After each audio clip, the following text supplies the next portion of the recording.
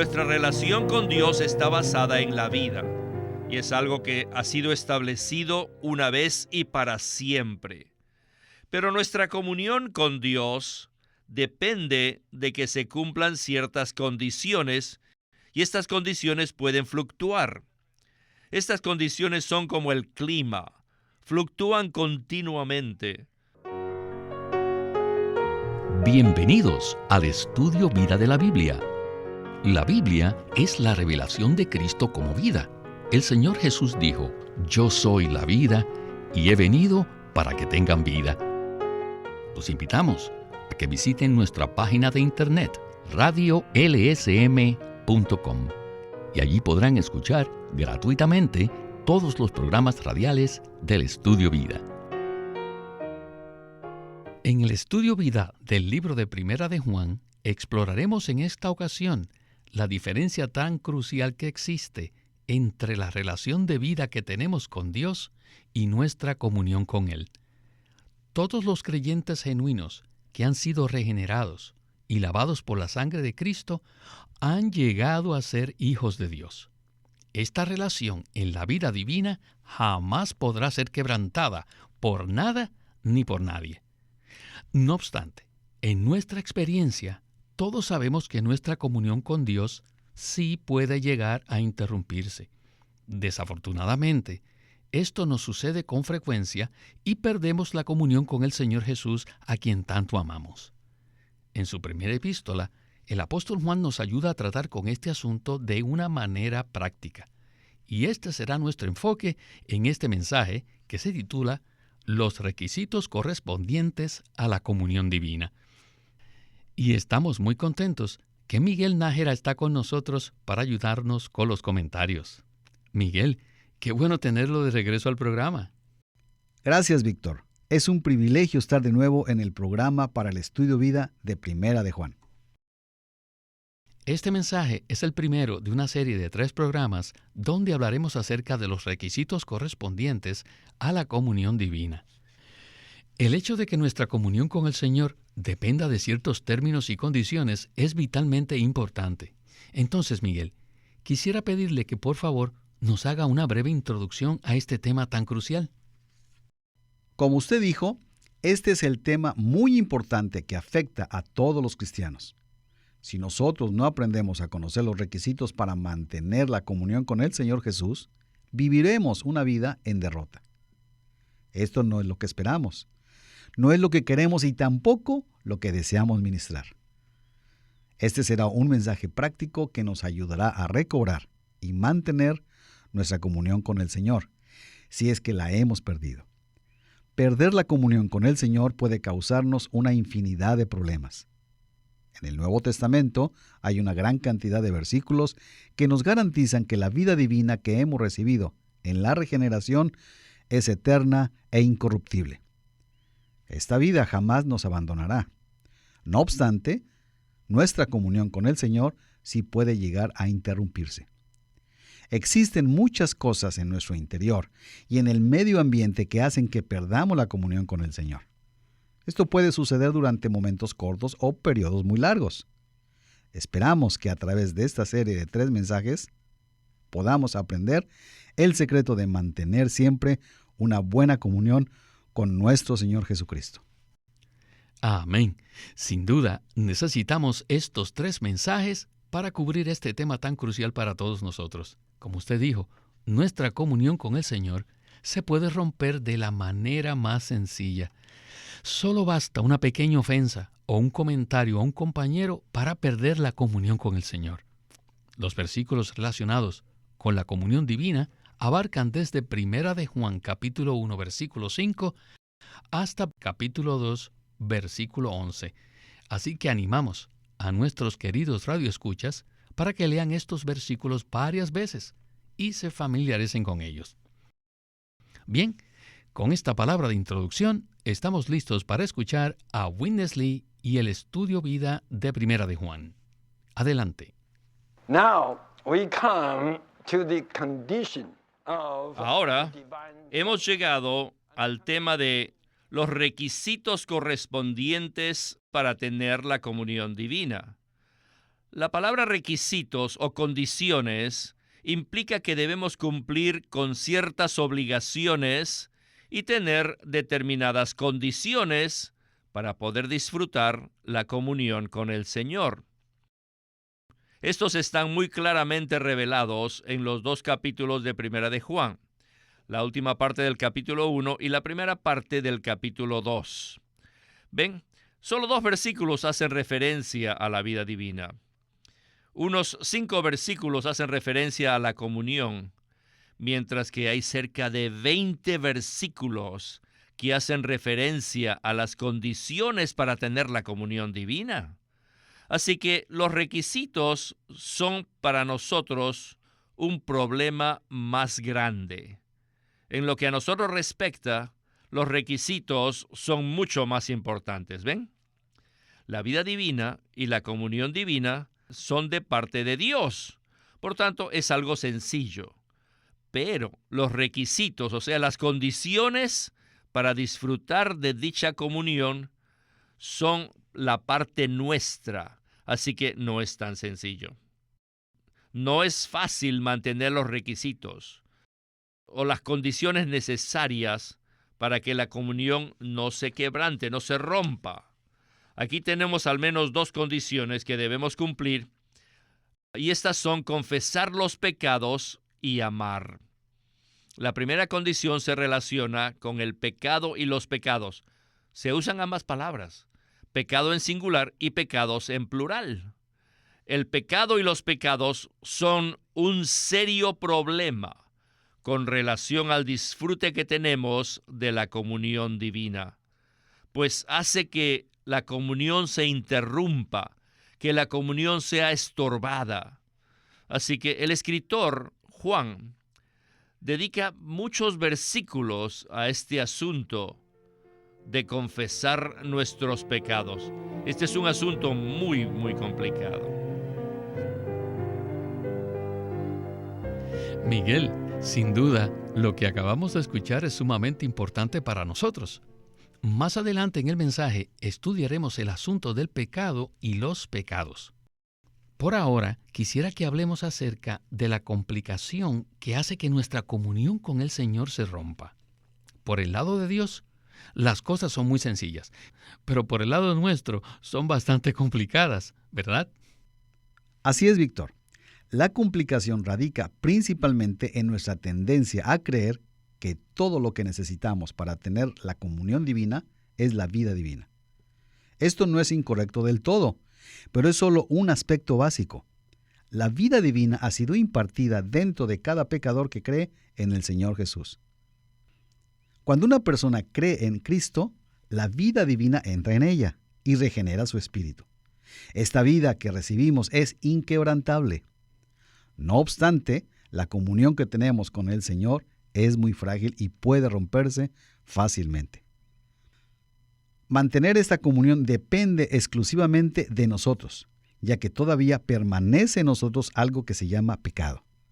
Necesitamos darnos cuenta que en nosotros todavía mora el pecado que nos controla y que nos impide tener una comunión con el Señor. Incluso después de haber sido salvos, no se erradica el pecado que mora en nosotros y todavía hacemos cosas pecaminosas. Esto es exactamente lo que dice Pablo en Romanos capítulo 7, versículos 19 y 20. Estos 2 versículos dicen lo siguiente: porque no hago el bien que quiero, sino el mal que no quiero, eso practico. Mas si hago lo que no quiero, ya no lo hago yo, sino el pecado que mora en mí. Hermanos, necesitamos darnos cuenta que el pecado mora en nosotros e impide nuestra comunión con el Señor. Un pequeño pecado puede destruir nuestra comunión con el Señor en determinado momento. ¿Qué debemos hacer entonces? Pues bien, debemos confesar nuestro pecado y así restaurar la comunión. Los escritos de Juan tienen la intención de ayudarnos a nosotros como creyentes, para que aprendamos a mantener la comunión con el Señor. Quisiera repetir esto una vez más. Aunque la vida divina que hemos recibido es inquebrantable, la comunión es muy frágil y puede romperse fácilmente. Gracias, Miguel. Es muy interesante darnos cuenta que en Primera de Juan solo hay 2 versículos que hablan acerca de la vida divina, mientras que hay 20 versículos que hablan acerca de la comunión divina. Esto nos indica claramente que los requisitos en cuanto a la comunión divina son muy importantes. El primer requisito para poder permanecer en la comunión es confesar nuestros pecados. Y ese será el tema de la próxima sección del mensaje. ¿Qué tal si usted nos da un breve contexto de lo que hablará Witness Lee? No solo se trata de que reconozcamos que la naturaleza del pecado está en nosotros, sino que seamos conscientes de que cometemos actos pecaminosos que dañan nuestra comunión con el Señor. Por tanto, necesitamos saber cómo tratar con esos asuntos, o de lo contrario, tendremos la vida divina en nosotros, pero sin el disfrute de esa vida divina. Por ello, es necesario que confesemos nuestros pecados. Bien, escuchemos otro interesante segmento del estudio vida de Primera de Juan. Adelante. La mayoría de los creyentes sabemos que el pecado interior, el pecado que mora en nosotros, está en nuestra carne. En Romanos 7, 19 y 20 dice, «Porque no hago el bien que quiero, sino el mal que no quiero, eso practico. Mas si hago lo que no quiero, ya no lo hago yo, sino el pecado que mora en mí, que mora en mi carne». Según la Biblia, el pecado puede morar en nuestra carne.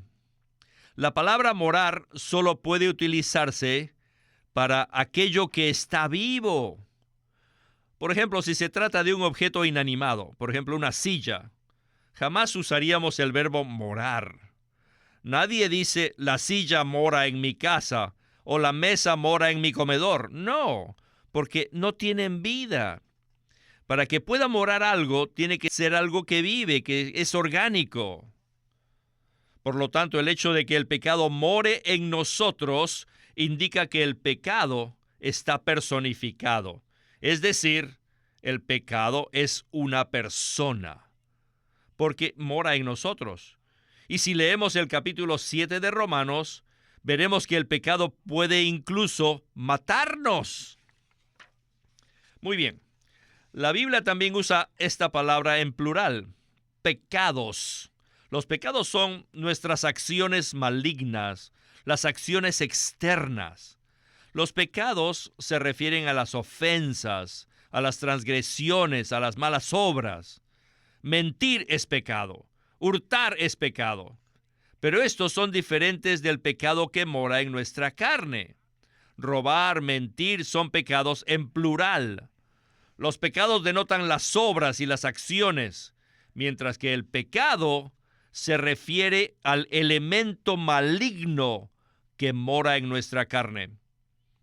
Después de haber sido salvos, ¿creen ustedes que la naturaleza del pecado continúa morando en nosotros? La respuesta es sí. Sí continúa morando en nosotros. Entonces surge otra segunda pregunta. ¿Podemos pecar de nuevo? Y de nuevo, la respuesta ciertamente es sí. Sí podemos pecar. Y esa es la razón por la que Primera de Juan 2:1 dice, «Hijitos míos, estas cosas os escribo para que no pequéis. Y si alguno peca», ¿ven? Estas palabras, si alguno peca, indican claramente que todavía es posible pecar, incluso después de haber sido salvos. En realidad, no deberíamos pecar, pero a pesar de haber sido salvos y regenerados, y de estar bajo la obra transformadora del Espíritu Santo, todavía es posible pecar. Y de hecho, pecamos, ¿verdad? Entonces, ¿qué debemos hacer al respecto? Bueno, tenemos que confesar. Debemos confesar nuestros pecados.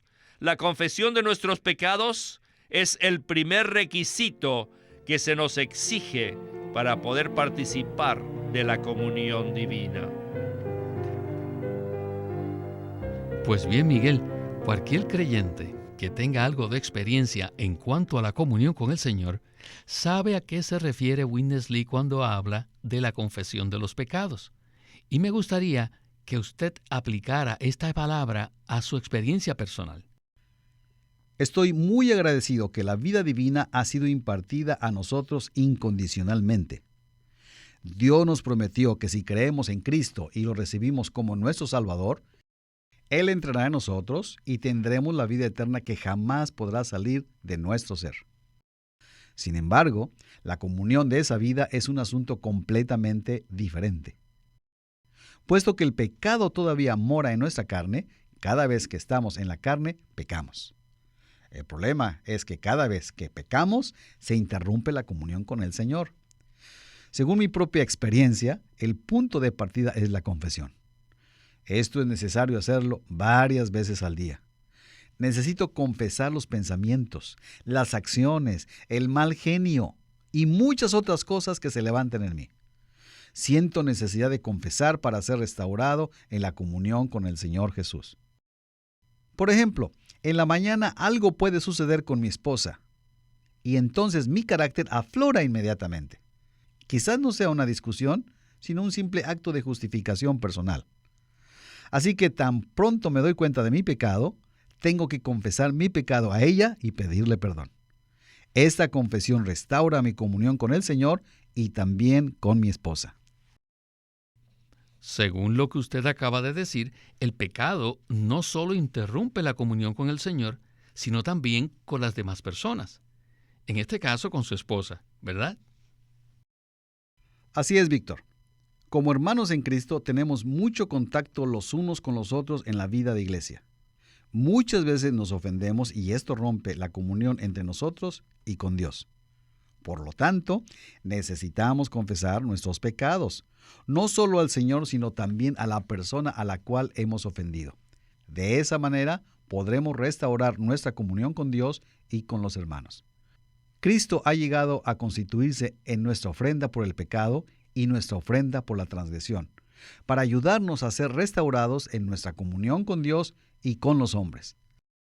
Alabado sea el Señor, que Él nos ha dado la manera de ser restaurados. La condición para ser restaurados es que confesemos nuestros pecados. La Biblia nos anima a que hagamos esto en 1 de Juan, capítulo 1, versículo 9, que dice lo siguiente: si confesamos nuestros pecados, Él es fiel y justo para perdonarnos nuestros pecados y limpiarnos de toda injusticia. Así que nuestra comunión con Dios depende de la confesión de nuestros pecados. Miguel, aprecio mucho su aplicación práctica en este punto de la confesión de pecados. La palabra confesar significa admitir. No se trata de que indaguemos una cantidad de cosas que hayamos hecho equivocadamente, sino que admitamos todos los pecados que el Señor exponga en nosotros. El problema que tenemos es que somos tercos y orgullosos y muchas veces no somos capaces de admitir que hemos pecado. Bueno, necesitamos avanzar a la última porción del mensaje. Escuchemos a Witness Lee y la conclusión de este estudio vida de 1 de Juan. Ahora, la relación de vida que los creyentes tienen con Dios no se puede romper. La relación de vida es inquebrantable. Una vez que hemos sido regenerados, llegamos a ser hijos de Dios y tenemos una relación de vida con nuestro Padre Dios. Y esta relación de vida es inquebrantable. Sin embargo, nuestra comunión con Dios es frágil, muy frágil y se puede romper. No debemos confundir estas dos cosas. Una cosa es la relación de vida que tenemos con Dios y la otra es nuestra comunión con Dios. Nuestra relación con Dios está basada en la vida y es algo que ha sido establecido una vez y para siempre. Pero nuestra comunión con Dios depende de que se cumplan ciertas condiciones y estas condiciones pueden fluctuar.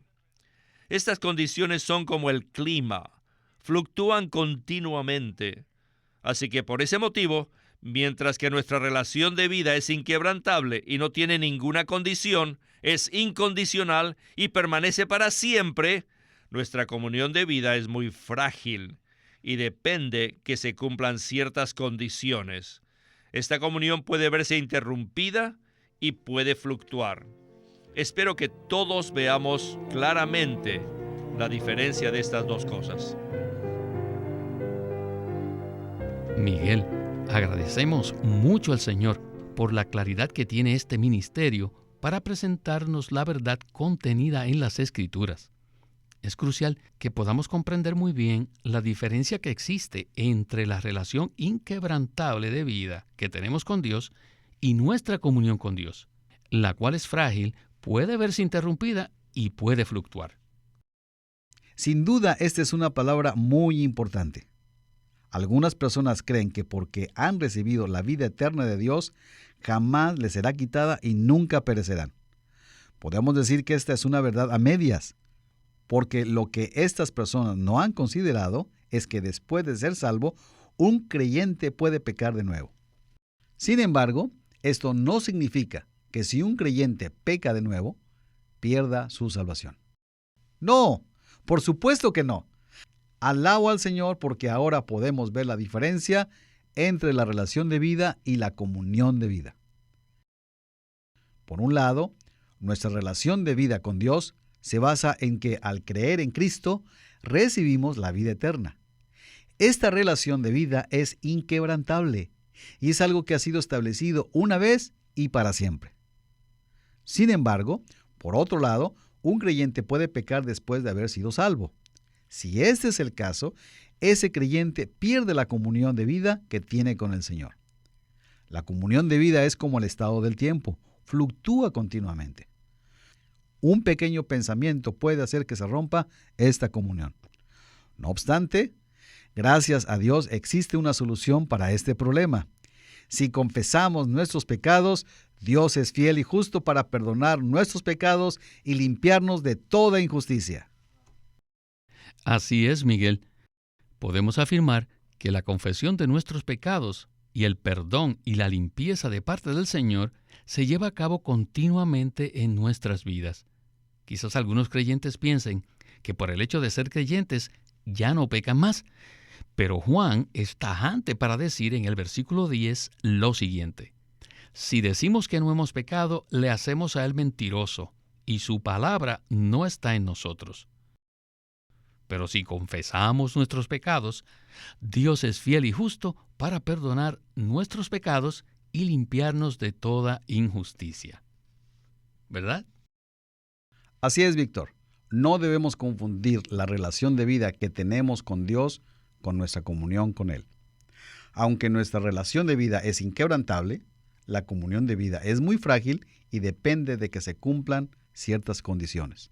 Si pecamos, inmediatamente se interrumpe la comunión de vida. Pero si confesamos nuestros pecados, dicha comunión se puede restaurar. Esta es la provisión maravillosa que Dios ha dispuesto para nosotros y que nos presenta el libro de Primera de Juan. Sin duda, esta es una provisión maravillosa. Gloria al Señor por este estudio vida tan interesante y tan práctico. Bueno, Miguel, con esta porción concluimos nuestro mensaje de hoy. Y quiero agradecerle su cooperación en el estudio vida de la Biblia con Witness Lee. Ha sido un privilegio estar en el programa. Gracias por invitarme. Este es Víctor Molina haciendo la voz de Chris Wilde, Miguel Nájera la de Francis Ball y Walter Ortiz la de Witness Lee.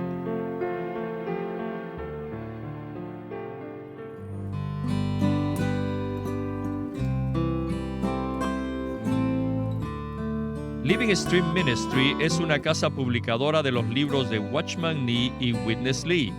Y queremos decirles que entre ellos hay uno titulado El carácter del obrero del Señor. En este título, Watchman Nee enfatiza que nuestra utilidad al Señor está determinada por la constitución de nuestro carácter. Los elementos naturales indeseables de este deben ser quebrantados mediante la rica misericordia y gracia de nuestro Señor, y las cualidades del Señor mismo deben ser reforzadas y cultivadas. Uno no llega a ser útil de la noche a la mañana. Debemos cultivar nuestro carácter si deseamos ser siervos eficaces del Señor. En el libro titulado El carácter del obrero del Señor, Watchman Nee presenta rasgos específicos del carácter que son cruciales para el obrero cristiano. El siervo del Señor debe saber escuchar, amar al prójimo, estar dispuesto a sufrir, llevar las riendas de su propio cuerpo y ser diligente, moderado y estable. Watchman Nee también aborda otros temas útiles como por ejemplo ser demasiado volubles o estar apegados al dinero. Estos mensajes, anteriormente publicados bajo el título El obrero cristiano normal, se presentan aquí basados en una nueva traducción de los mensajes originales que se publicaron originalmente en chino y con el mismo título que usó el hermano Nee en dicho idioma. El carácter del obrero del Señor, por Watchman Nee.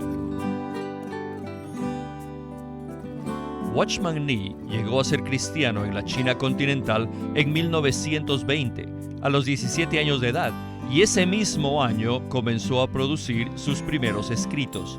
En casi 30 años de ministerio se demostró claramente que él era un don especial que el Señor dio a su cuerpo con el fin de adelantar su obra en esta era. El estudio vida de la Biblia se centra en la experiencia de Cristo como vida, en el aspecto práctico de la unidad de los creyentes. A través de los mensajes del estudio vida, Witness Lee recalcó la importancia de que nosotros crezcamos en vida y ejerzamos nuestra función como cristianos a fin de que el cuerpo de Cristo pueda edificarse a sí mismo en amor. Si tiene alguna pregunta o comentario acerca del programa o si le gustaría conocer a otros cristianos en su área que disfrutan este ministerio, lo animamos a que se comunique con nosotros. Por favor, envíenos un correo electrónico a estudiovida@lsm.org. estudiovida@lsm.org. O llámenos a nuestro teléfono gratuito 1-800-810-1149. 1-800-810-1149. Queremos animarlos a que visiten nuestra página de internet libroslsm.com. Allí encontrarán los libros impresos del ministerio de Watchman Nee y Witness Lee, la Santa Biblia versión recobro con sus notas explicativas, y también encontrarán folletos, himnos, varias publicaciones periódicas y libros en formato electrónico. Por favor, visiten nuestra página de internet libroslsm.com. Una vez más, libroslsm.com.